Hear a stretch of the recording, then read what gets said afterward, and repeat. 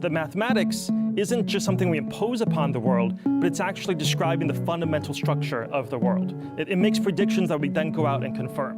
What you're telling me and telling our audience is, look, this isn't something we're just making up. We're seeing math in the very fabric of the universe. So does that mean math is the language of God? A sociedade insiste em nos empurrar a ideia de que tudo surgiu por mero acaso, de forma completamente aleatória, como se o universo fosse apenas o resultado da sorte.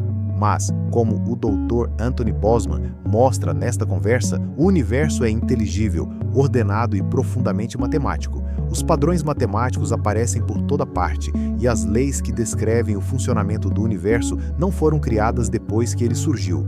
O universo já nasceu seguindo essas leis. Se a matemática é capaz de descrever tão precisamente a estrutura do universo, o que isso nos diz sobre a origem de tudo? Acompanhe comigo essa incrível conversa. Let's talk about math now.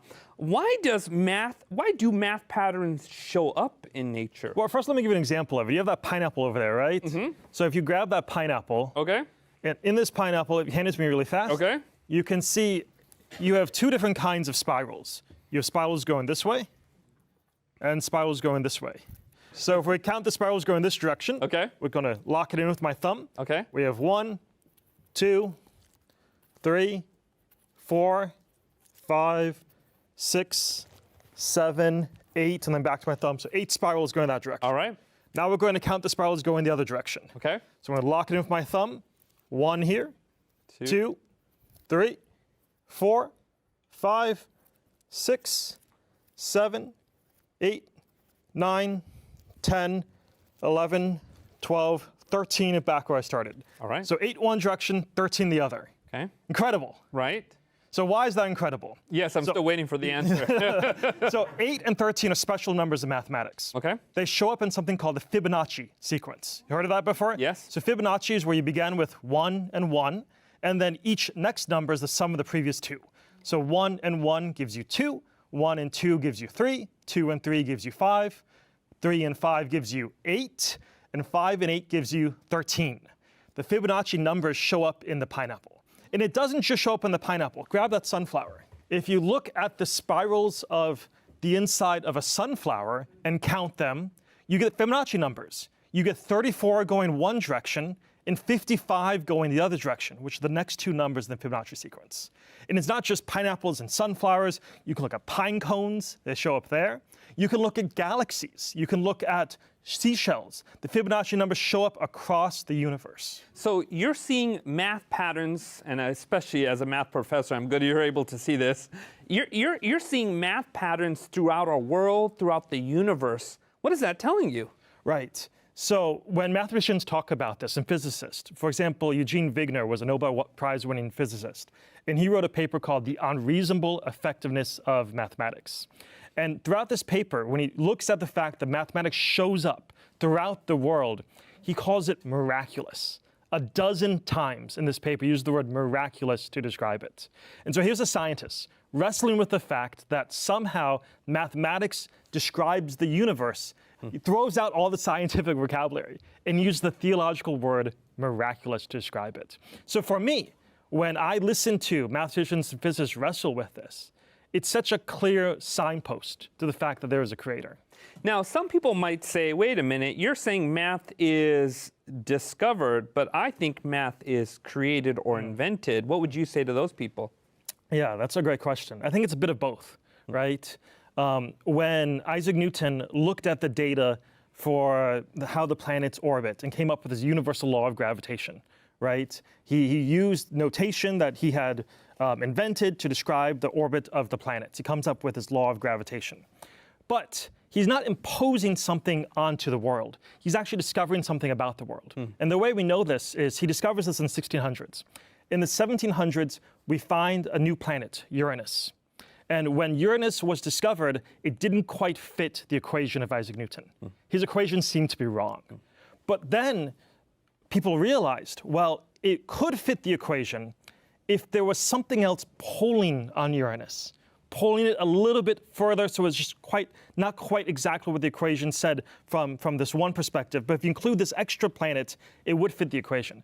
So people hypothesized there must be an extra planet beyond Uranus. Now, we had no evidence of this yet. The telescope wasn't strong enough to perceive it. But 100 years later, we discovered the planet that the equation predicted, which was Neptune.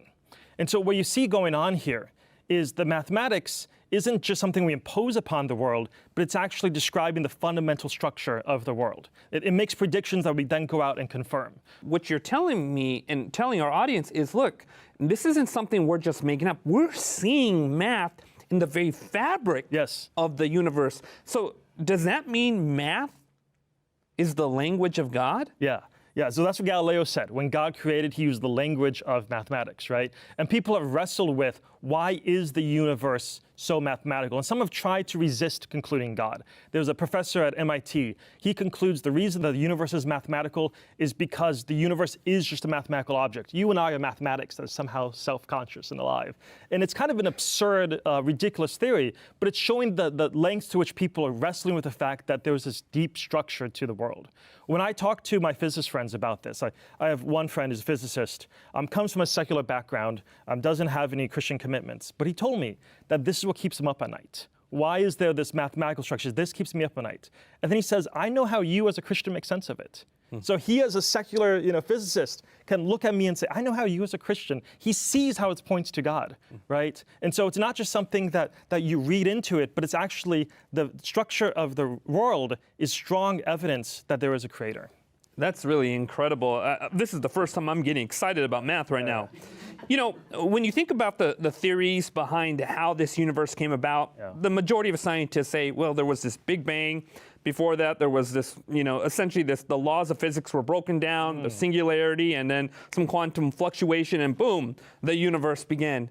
Stephen Hawking said, no, we don't need any kind of creation or origin. The laws of gravity have always been there. And then you got the multiverse theory out there that especially superhero movies are really interested in, right? And then there's theism. Based upon your study of mathematics, let's lay aside the church, let's lay aside the Bible. Which of those makes much more sense and is inconsistent with the data of mathematics? So from much of human history, we just assumed the universe always existed, right? The ancient Greeks, they thought it was always here. And that's why is the universe here? It's always been here, right? But the discovery of cosmology is the universe had a beginning. And so now how do we make sense of the fact the universe had a beginning? The Big Bang Theory is just the recognition that there was an initial point of time. Now, one way to try to explain how the universe had a beginning is to try to appeal somehow the laws of physics. This is what Stephen Hawking claims. He says, because there is a law such as gravity, the universe can and will create itself from nothing. But when I think about what the law of gravity is, it's just a mathematical description of the world, right? Do you have a wallet on you? I don't. I wish I did. Okay. Yeah. Well, if you think about pull out your wallet, you can use mathematics to describe how much money you have. Maybe it's like a 20 and a 5, 25, mathematics describes it. But you can't scribble down plus 100 and have $100 pop into existence, right? I mean, that'd be great if you could, but mathematics doesn't have creative power. It only has descriptive power. So when people think that the laws of physics can somehow create the world, it's a confusion. The laws of physics are just describing how the world works. It can't describe what actually created the universe. And so I think the fact the universe had a beginning coheres so well with the biblical story.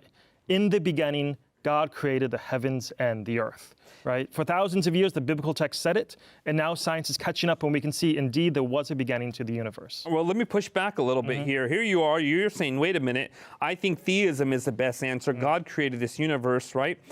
But how do we know which God? I mean, for the Hindus, they got Brahma, right? For the Muslims, they got Allah.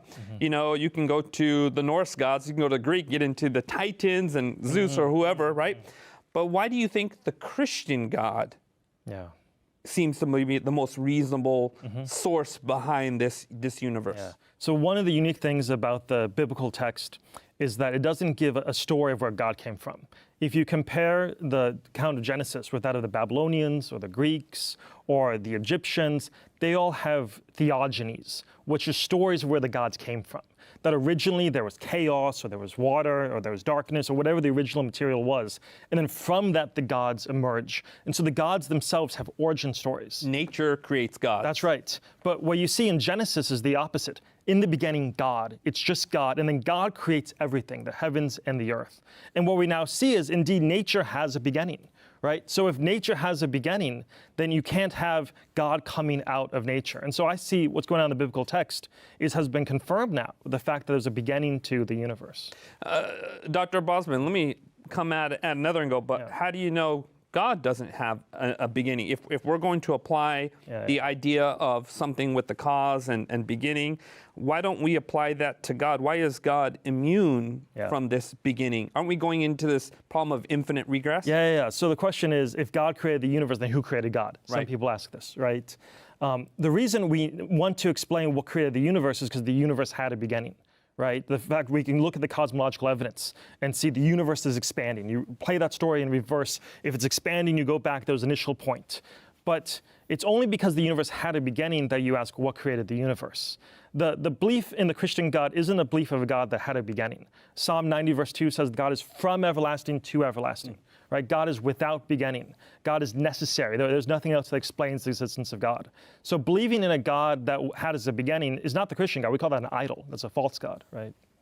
Now, since we're talking about God and eternity, let's talk about eternity, right? Yeah. You know, I don't know why we have this bag of sugar, but I'm sure you have an explanation behind why we have this bag of sugar. So when we talk about big numbers, a million, a billion, a trillion, a lot of times they just all sound the same to us, right? What is a million? What is a billion? You know, some of us maybe have $1 million, but most of us, they're just big numbers. So I wanted to visualize what some of these big numbers are. So if you open that bag of sugar, I did the calculation this morning. In a bag of sugar, I'm not going to ask you to count them. It'll take too long. But there's about 1 million grains of sugar in there. So if you pour it out in here, we can see what a million looks like. Now, as you're pouring it out, how long would it take you think, to actually count those one by one by one? Oh, several lifetimes. Yeah. Well, it's not too long. If you take 1 per second to count up to 1 million, it would take about 11.5 days. So just shy of 2 weeks. Okay. So if you have 2 weeks that you're free, you can just count through those grains of sugar and you can get up to 1 million. By the way, this is only something mathematicians think about. Right, that's right. Now, if instead of counting to 1 million, you want to get up to 1 billion, it's going to be a lot more than this. There's going to be 1,000 of those, right? To get up to 1 billion, how long do you think it would take you to count to 1 billion? I can't even compute that. So if you're doing 1 number per second, it would be about 32 years. I just celebrated my 1000th birthday a couple of years ago. So 32 years is 1 billion seconds.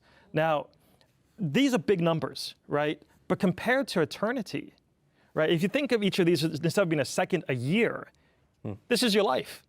That's 80 little years, right?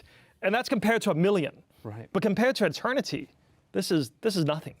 So the mathematician Blaise Pascal, he was a mathematician, a theologian, he reflected on eternity and he said, you know, so often we think about the present and we magnify the present as if it's everything. We're thinking about what I'm going to do tonight, what I'm going to do this weekend, everything about the present.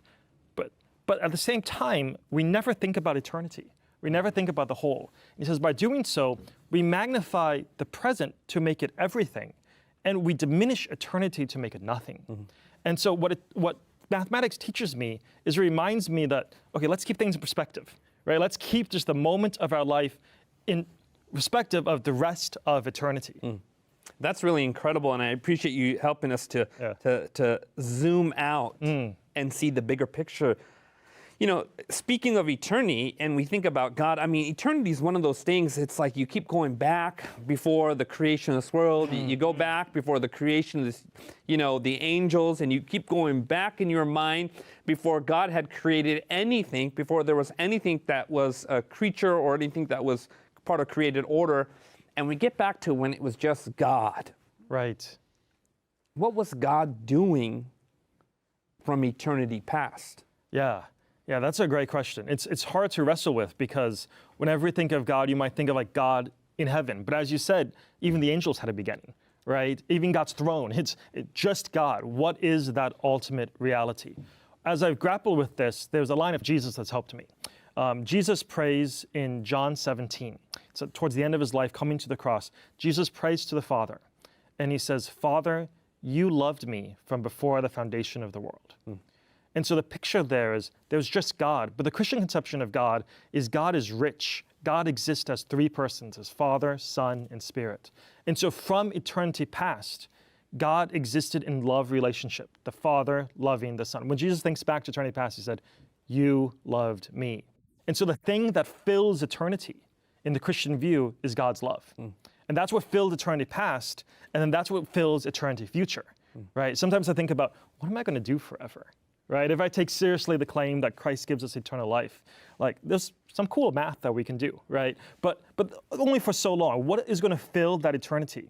And for the Christian, it's that we get caught up in the love of God. The same thing that filled eternity past, God's love, fills eternity future. And what you're telling us is, look, it may be difficult to comprehend, but God was in relationship. But I think it's good for us to think about this because so often we get caught up thinking this is what it is, reality, right? Like this material stuff is reality. And therefore my life should be about accumulating nice material things, right, or whatever it might be. But it's like actually, all of material reality is just a blimp compared to the eternity that preceded it. And so when you zoom out even further now, right? You zoom out like all of this that's material, that is just such a small moment compared to the greater fundamental reality of God's love. And so that means the things I should be about in this world are relationships. It's about the love of God, showing that to people, right? Things that endure, things that will last forever. Se você gostou desse conteúdo e dessa conversa, siga a Reforge para acompanhar mais cortes, argumentos e reflexões sobre fé, ciência e razão. Compartilhe este vídeo com alguém que também gostaria de refletir sobre essas questões. Nos vemos no próximo vídeo.